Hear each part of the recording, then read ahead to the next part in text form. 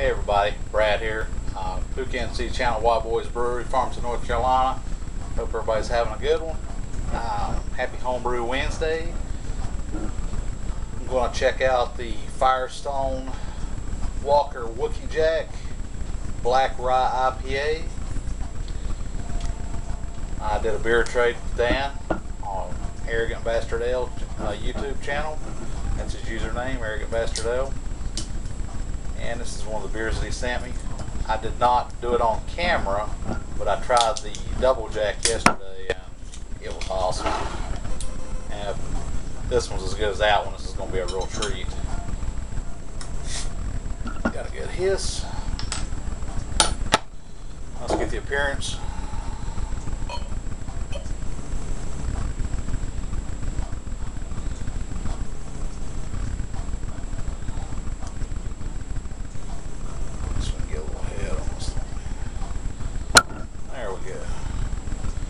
About a finger ahead on it. It's leaving great lace. Let's get the nose on it. Oh, this one's wonderful. Tropical fruits, citrus, a little bit of malt in the background, picking up the roasted malt from it like you'd expect to from a black IPA. Little tiny bit of the rye on the nose. It really mingles well with the tropical fruit hops that they used in it. I believe about all the beers that they do at Firestone Walker are barrel aged. That's pretty much their gig. They do a great job with it. The ones I've tried so far have been awesome. I wish they distributed to the East Coast so I could get them on a regular basis. See the color on it's black like you'd expect. I'm getting a little bit of ruby around the edges and the bottom of the glass. You hold it up to the light, but mostly it's just really dark. Let's get a taste on it. Cheers.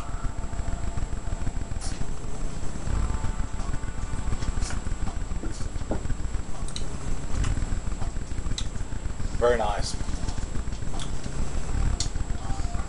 Very smooth, very nice, goes down great. The flavors hit you in waves.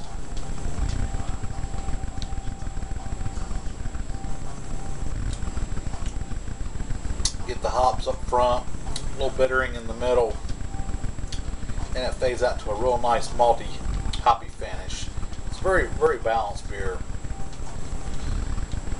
Same way with the other one yesterday. This one is just as good as that one. I put them pretty close to being equal as far as they were good. The other one was just an IPA. It was a double. It's called the Double Jack. It was a double IPA. This one was the Wookie Jack. So kudos for using the Star Wars reference. I'm a big Star Wars fan, so that's great.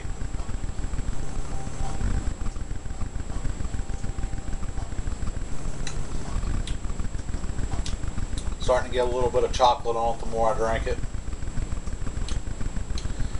But more important than using Star Wars references to sell a beverage, you make a really, really tasty beer, which to me is more important than a fancy label. A lot of people buy a beer because it's got a cool label. Try it and it's just a mediocre beer. And then there's other beers that have a very plain label on it that you try and it blows your doors off. As far as the colors goes, this was pretty muted.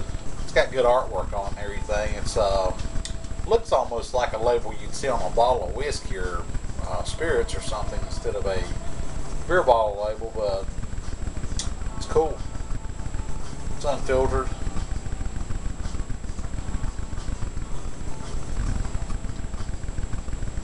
This is 8%, 8.3.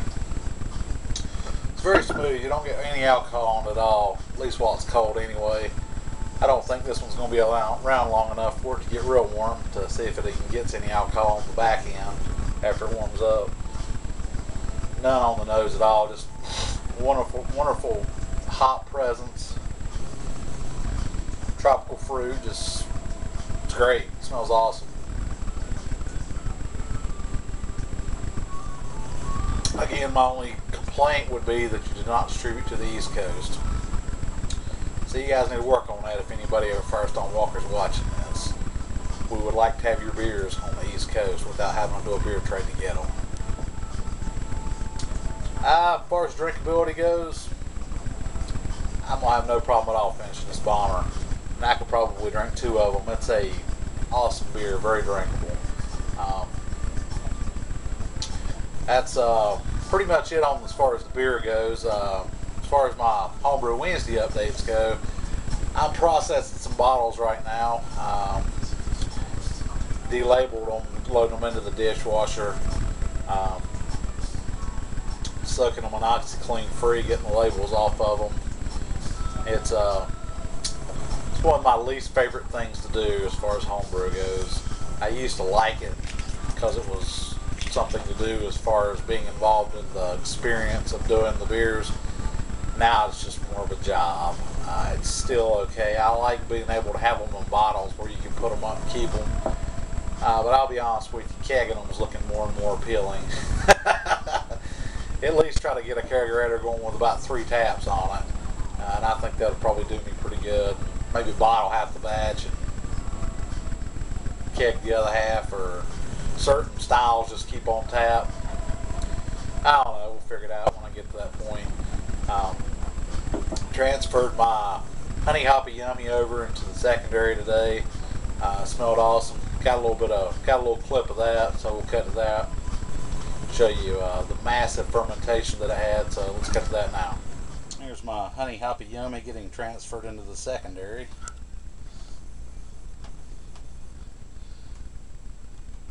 can see it's got a nice color, and it had a very aggressive fermentation. You can see there's the top of the lid, gnarly, and a massive krausen ring around the whole entire top of the bucket. And then there's the last little bit going in there.